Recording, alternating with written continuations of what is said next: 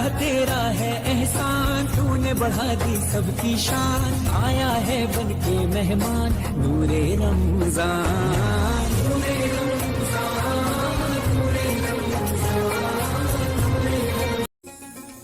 बिस्मिल्लाहिर्रहमानिर्रहीम। अस्सलाम वालेकुम। क्या हाल चाल है आप सबके? ठीक ठाक हैं? अल्हम्दुलिल्लाह हम भी बिल्कुल ठीक ठाक हैं। और जी अल्हम्दुलिल्लाह हमारा रमज़ान बहुत अच्छे से गुजर रहा है। और आप भी ज़रूर बताइएगा कि आपका रमज़ान कैसा जा रहा है। और जी हम आए थे शॉपिंग के लिए आस्टा में। हमने सोचा चले देखते हैं रमज़ान के लिए इन लोगों ने क्या ऑफ़र लगाई हुई है। तो काफ़ी ज़्यादा ऑफ़र लगाई हुई थी। यहाँ पे ऑयल पे लगाई हुई थी उन्होंने ऑफ़र, और इसके अलावा जी चावल पे ऑफ़र लगाई हुई थी, आटे पे ऑफ़र लगाई हुई थी। और ये ऑफ़र्स उनकी शायद महदूद मुद्दत तक हों, लेकिन सही करते हैं। रमज़ान में कुछ तो एहसास है। और पाकिस्तान का अगर हिसाब लिया जाए तो वहाँ पे तो हर चीज़ की कीमत डबल हो चुकी है, बल्कि रमज़ान में तो वो ट्रिपल कर देते हैं। और यहाँ पे देखें जितने प्यारे प्यारे शूज़ थे। और जब मैंने सोचा इसकी कीमत तो चेक करते हैं, तो यहाँ पे जी इसकी मुझे कीमत प्यारी नहीं लगी। मैंने कहा चल जा तो रहने दे। इसके अलावा बैग्स वगैरह इतने प्यारे थे।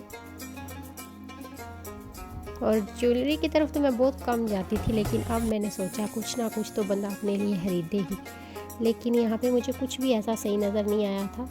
और ये देखें जी एक लॉकर टॉप्स बने हुए थे जो मेरे हाथ से फिसल चुका था, और उसके नीचे उससे भी प्यारा आ गया। इसकी रिंग भी थी और ये एक लॉकेट बना हुआ था जिसके ऊपर एस लिखा हुआ था। मैंने कहा ये तो ज़बरदस्त है। खैर बच्चों की चीज़ें लेनी थी क्योंकि इनके यूनिफॉर्म छोटे हो चुके थे।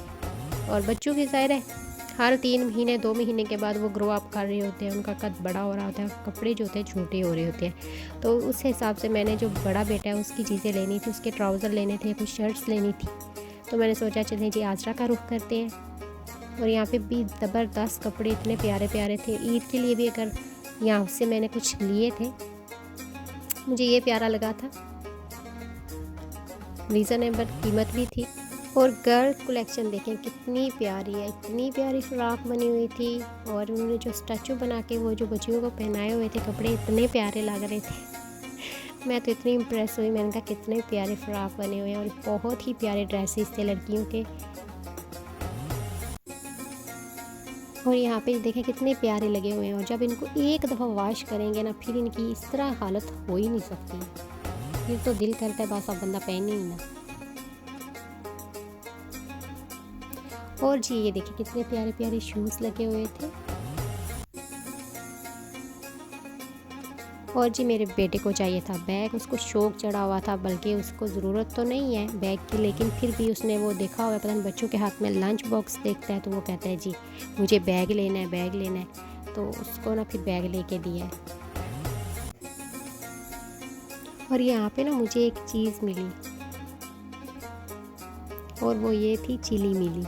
मैंने कहा लोग पाकिस्तान से मंगवाते हैं, यहाँ से मिल गई है। मैंने फिर 2 ले ही ली। मैंने कहा चलो, मुझे पसंद तो नहीं थी, है भी 50p की थी। मैंने कहा चलो 2 ले लेती हैं।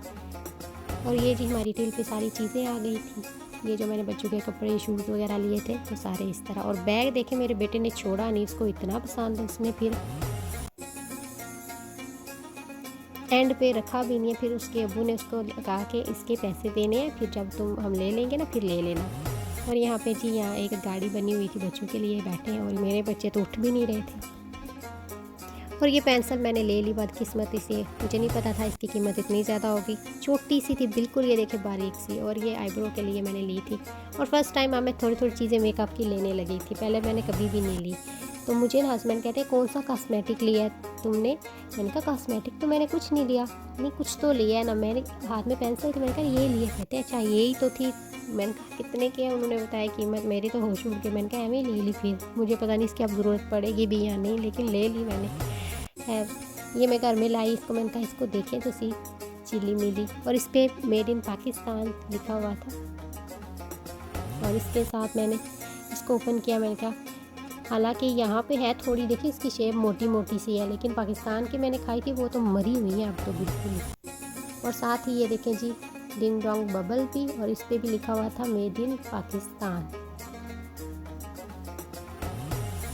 तो मैंने कहा पाकिस्तान से इस तरह की चीज़ें ना लेके आया करें, आप यहाँ पे आजरा से मिल जाएंगी इजीली, तो फिर यहाँ से जो अवेलेबल हैं वो खाएं और इंजॉय करें। और अब आते हैं जी रेसिपी की तरफ। तो मैंने बनाए पकोड़े। मैंने कहा रमज़ान गुजर जाएगा तो पकोड़े बनाएंगे, रमज़ान में ही तो पकोड़े खाते हैं। तो मैंने जल्दी से एक आलू लिया, उसके स्लाइसेस पहले काटे और फिर ये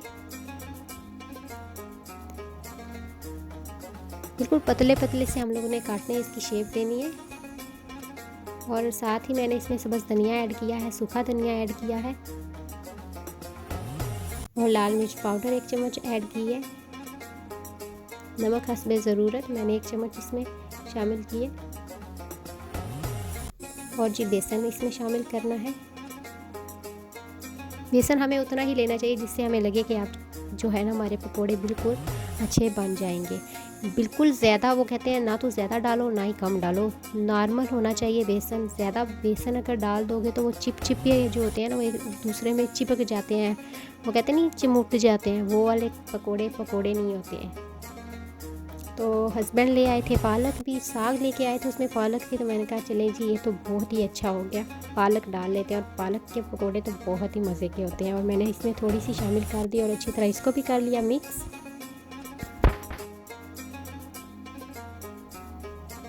और यहाँ पे देखें ना मेरा बेसन ज़्यादा है और ना ही कम है, और इतना ही बेसन होना चाहिए बेस्ट पकोड़ों के लिए। और जी तेल मैंने गरम किया और उसमें जी शामिल कर दिए पकोड़े।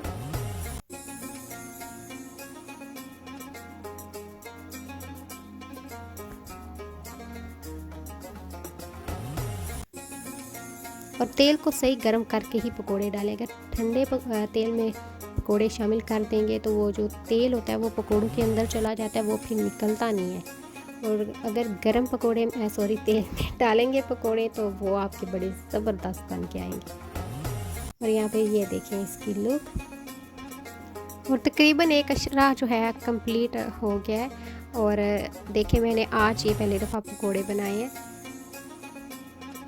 और पाकिस्तान में तो ये होता था कि पाकिस्तान में पहले रोज़े से ही हम लोग जो है ना कोई और चीज़ दिमाग में आए ना आए आज क्या बनाई जी, आज पकोड़े बनाते हैं, पहले दिन से ही। हालांकि इतनी गर्मी होती है पाकिस्तान में, फिर भी हम लोग जो ज़्यादा शौकीन होते थे ना कि आज पकोड़े ही होने चाहिए। और डेली भी खाए ना पकोड़े तब भी वो दिल नहीं भरता था। और रमज़ान में ये होता था जब अफ्तारी हो जाती थी ना तो उसके बाद पकोड़े रह जाते थे, तो वो भी नमाज के बाद खाने का इतना मज़ा आता था।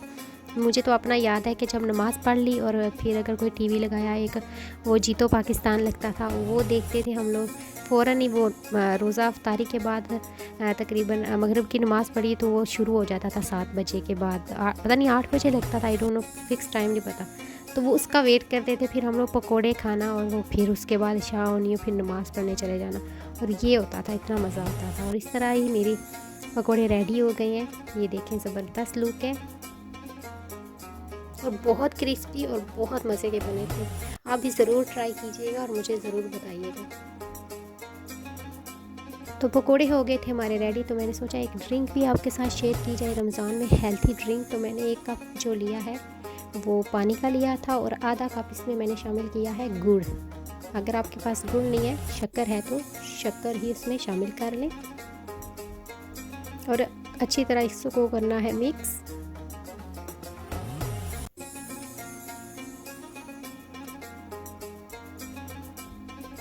जब हो जाए इस तरह देखें, इसमें उबाल आना शुरू हो जाए, अच्छी तरह मिक्स हो जाए पानी में, तो आप कर देंगे फ्लेम ऑफ। इसको होने देंगे ठंडा।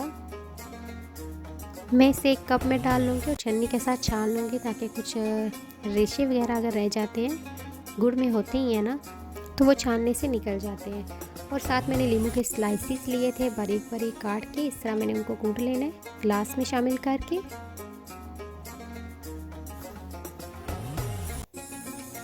और मेरा गुड़ का जो सिरप था मैंने उसको ठंडा किया है और मैं इसमें शामिल कर दूंगी। और इसको शामिल करने के बाद मैं इसमें ठंडा पानी इस्तेमाल करूंगी। आप चाहें तो बर्फ़ का भी इस्तेमाल कर सकते हैं, लेकिन मैंने इसमें ठंडा पानी इस्तेमाल किया है। और ये अपने रमज़ान में अपनी अफ्तारी का हिस्सा लाजमी बनाएं। बहुत हेल्थी ड्रिंक है, आपकी सेहत के लिए भी बड़ा ही मुफीद है। और अपनी दुआओं में याद रखिएगा। इंशाल्लाह मैं नेक्स्ट रेसिपी लेके आऊँगी और एक ड्रिंक लेके आऊँगी आपके साथ। अपनी दुआओं में शामिल रखिएगा। अल्लाह हाफिज़।